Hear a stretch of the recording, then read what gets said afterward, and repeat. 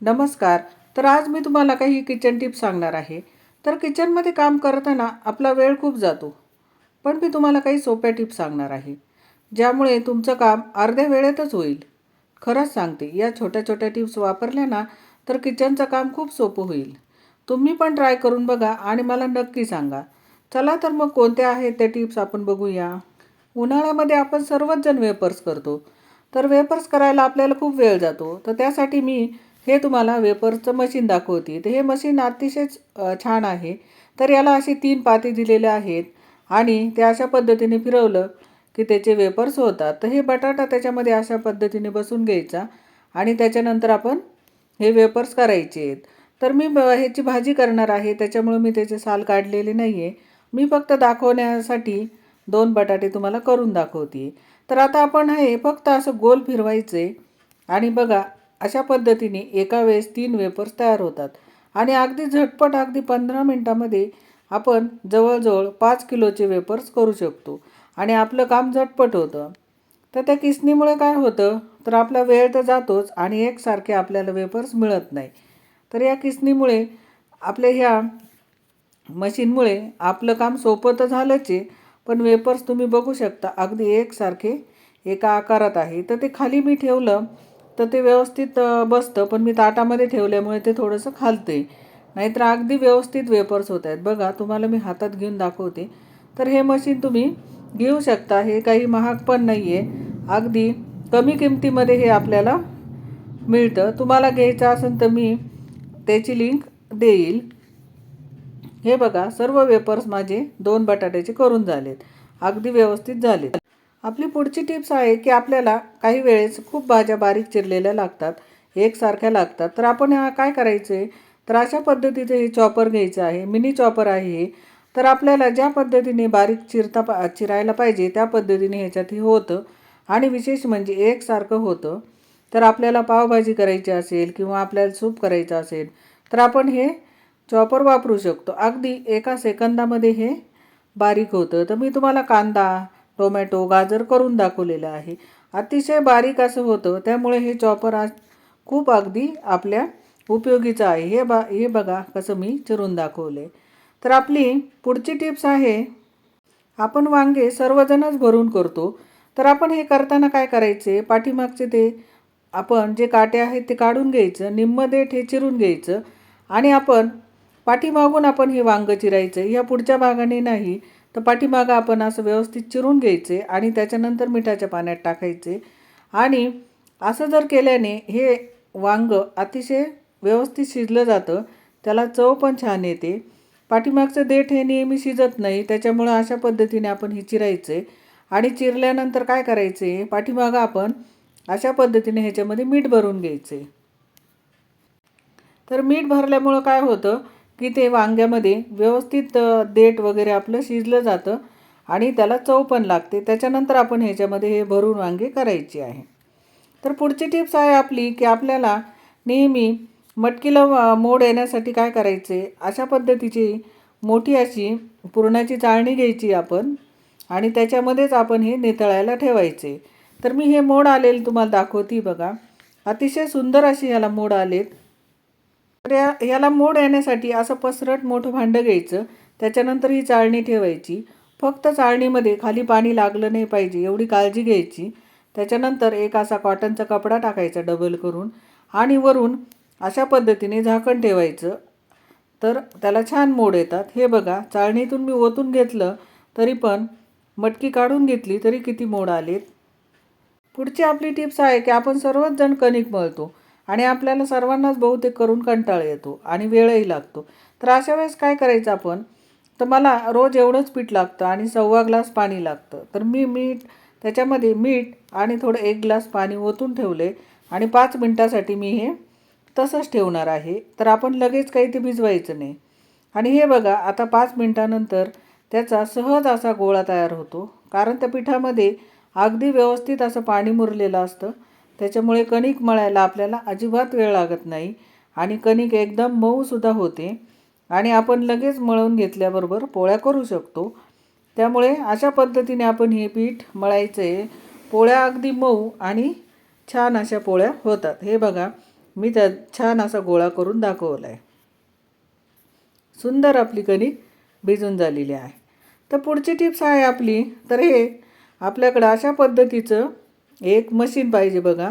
तर हे मी फक्त 50 रुपयाला घेतलेलं आहे. हे कुठेही मिळतं. आणि आपण हे बघा, तर अशा पद्धतीने काकडीचे आपण स्लाईस करून घ्यायचे. तर एकसारखे असे हे स्लाईज होतात आणि पटकन होतात. एका वेळेस 3 किंवा 4 हे या मशीनमध्ये होतं. तर ह्याच्यामध्ये काकडी, त्याच्यानंतर मुळा, त्याच्यानंतर गिलके किंवा तुम्ही घोसाळे म्हणत असाल तर घोसाळे, याचे सुंदर असे काप होतात. आपण जर गिलकेची भजी जर केली तर एकसारखे आपल्याला गोल मिळतात आणि छान अगदी होतात. हे बघा, काकडी अगदी छान अशी झाली आहे. आता हे गाजरसुद्धा खूप जाड आहे, तरीसुद्धा ह्याच्यामध्ये व्यवस्थित होते बघा. आपण ह्याचं छान असे स्लाईस करून घ्यायचे. आणि हे कसं अशा पद्धतीने एकसारखं केलं तर आपल्याला खावंसंही वाटतं आणि लहान मुलांनाही खावंसं वाटतं आणि आपणसुद्धा छान हे खातो अशा पद्धतीने दिसल्यावर.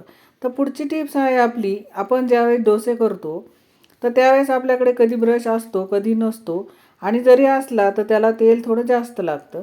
तर अशा पद्धतीचा एक कांदा घ्यायचा आहे, त्याला पाठीमागून सोलून घ्यायचं आहे आणि असं धरून आपण हे तेल लावायचे. जर समजा तसं जर लावता येत नसेल तर पाठीमागे एक चमचा खोसायचा आणि त्या तेल असं सगळीकडे पसरून घ्यायचं. असं केल्याने तेल कमी लागतं आणि हा डोसा चांगला पसरला जातो बघा. अशा पद्धतीने पटकन पसरला जातो. खूप जर तेल टाकलं तर हा डोसा पसरला जात नाही आणि व्यवस्थित मोठा होत नाही. तर असं आपण करायचं. तर पुढची टिप्स आहे आपली, की आपण नेहमी भज्यांचं पीठ भिजवतो किंवा आपण पिठलं करतो किंवा आपण ढोकळा करतो, त्यावेळेस जर आपलं हे पीठ व्यवस्थित भिजलं जात नाही, त्याच्या गाठी तयार होतात, डाळीच्या पिठाच्या गाठी तयार होत असतात. तर काय करायचं, अगोदर सर्व आपल्याला ह्याच्यामध्ये काय टाकायचं ते टाकून घ्यायचं आणि त्याच्यानंतर हे सर्व मिक्स करून घ्यायचं आहे अशा पद्धतीने.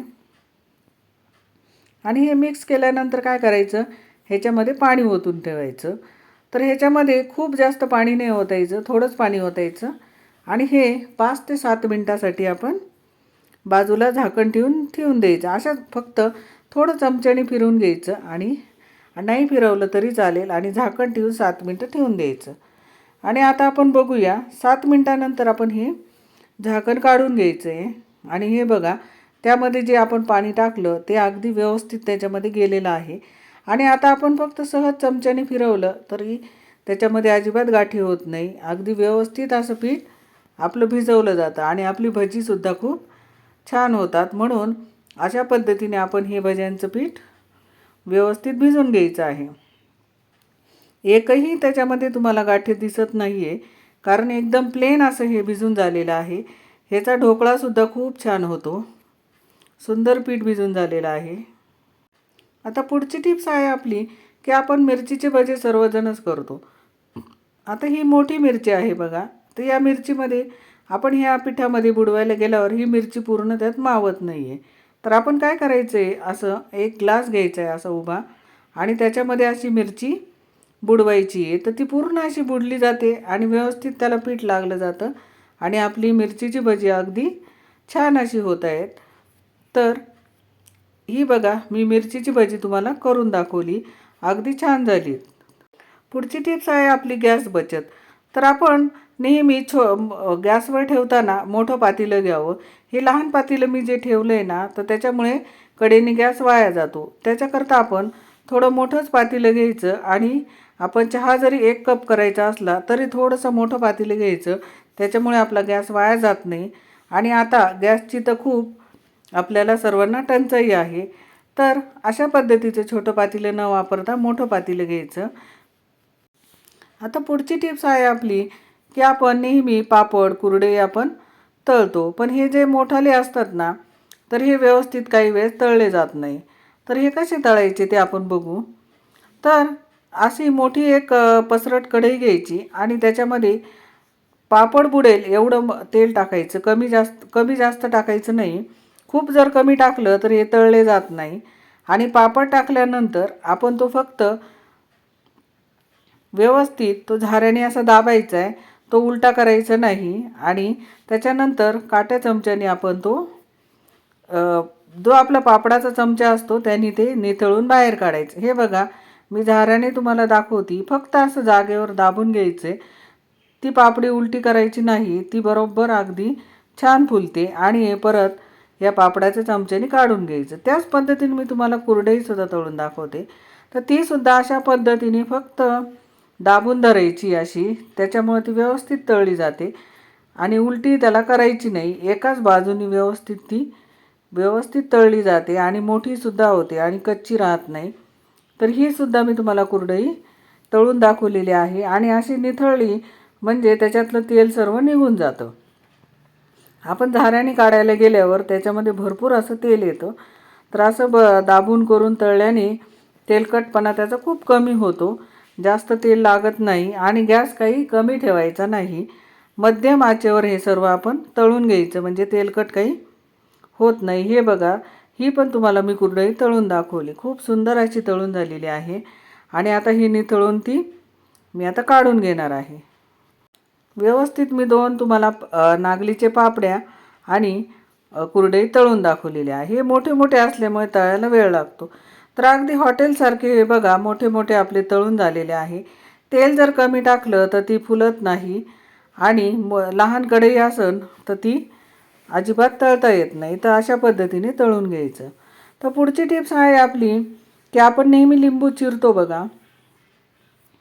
तर लिंबू चिरताना काय करायचं, हे आडवं लिंबू घ्यायचं आणि त्याच्यानंतर आपण ते जोरात न करता हळूच वरून ते लिंबू चिरायचे म्हणजे त्याच्यातला रस हा बाहेर येत नाही. उभं जर लिंबू धरलं आपण तर त्याच्यातला सर्व रस बाहेर येतो आणि लिंबू नीट चिरलं जात नाही. हे बघा थोडंही त्याच्यातला रस बाहेर आला नाही. त्याच्यामुळं आडवं लिंबू आपण हे चिरून घ्यायचं. आपण त्याच्या कितीही फोडी करू शकतो. त्याच्यानंतर आपण टोमॅटो आहे ना त्याच्या स्लाईस करतो. तर त्या कशा करायच्या, तर ते आपण गोल करतो. तर ते असं न करता आपण त्याचे दोन भाग करायचे उभे आणि त्याच्यानंतर अशा पद्धतीने त्याचे स्लाईस करायचे. हे बघा त्या टोमॅटोमधला रस थोडासुद्धा बाहेर येत नाही आणि आपल्याला व्यवस्थित बारीक जाड कशाही पद्धतीने हे चिरता येतं. हे बघा मी तुम्हाला सर्व चिरून दाखवलेलं आहे. अगदी व्यवस्थित असे हे काप आपल्याला काढता येतात, छान चिरले जातात. तर अशा पद्धतीने आपण कांद्याचे सुद्धा आपण काप याच पद्धतीने करायचे आहेत. तर व्यवस्थित आपल्याला ते काढता येतात. बारीक बारीक आपण चिरू शकतो या. तर त्याच पद्धतीने आपण बारीक जरी चिरायचा तर अशाच पद्धतीने चिरायचा तो. तर असं केल्याने काय होतं, त्याच्यातला रस बाहेर येत नाही आणि आपल्याला जसं म्हणाल तसं टोमॅटो चिरता येतो. कारण टोमॅटो चिरताना त्याचा रस बाहेर आला किंवा ते दबलं की आपल्याला चिरता येत नाही. म्हणून आपण या अशा पद्धतीने हे टोमॅटो चिरून घ्यायचं. हे तुम्हाला मी दोन्ही चिरून दाखवलेलं आहे. तर अगदी किती बारीक बघा, बारीक चिरून झालेला आहे. व्यवस्थित हा आपल्याला सुरीने छान चिरता येतो. तर आपली पुढची टीप आहे की आपल्याला कधी कधी फक्त थोडंसं पीठ चाळावं लागतं. तर आपल्याला अशी चाळणी घेतली की ते बाजूला सर्व उडतं. तर अशासाठी काय करायचं, मी थोडंच चाळणार आहे म्हणून एका फुलपात्रामध्ये मी ते पीठ घेतलेलं आहे. तुम्ही मोठा ग्लास घेतला तरी चालेल आणि अशा पद्धतीने आपण हे ठेवून चाळायचं आहे. तर आजूबाजूनी अजिबात ते उडतही नाही आणि व्यवस्थित आपल्याला हे पीठ चाळतासुद्धा येतं. तर हे बघा तुम्ही आजूबाजूला काहीच उडालेलं नाही. अगदी छान असं हे पीठ चाळलं गेलेलं आहे. तर आपली आता पुढची टिप्स आहे की आपले कधी कधी पातेलं म्हणा कोणतीही गोष्ट अशी एकात एक अशी अडकून जाते, निघतच नाही. तर अशा वेळेस काय करायचे, तर आपण ह्याच्यावर थोडंसं चमच्यानी तेल सोडायचे, गोडं तेल किंवा खोबऱ्याचं तेल सोडायचे. म्हणजे काय होतं, ते ग्लास असे व्यवस्थित सुट्टे होतात आणि ते आपोआप निघून येतात आणि आपल्याला काही ते काढायला त्रास होत नाही. तर हे बघा अशा पद्धतीने हे आपण फक्त थोडंसं फिरवलं की ग्लास निघून आलेला आहे. तर तुम्हाला या टिप्स कशा वाटल्या, तुम्हाला जर ह्या टिप्स आवडल्या असतील तर लाईक करा, शेअर करा, सबस्क्राईब करा आणि सर्वांना शेअर करा. धन्यवाद.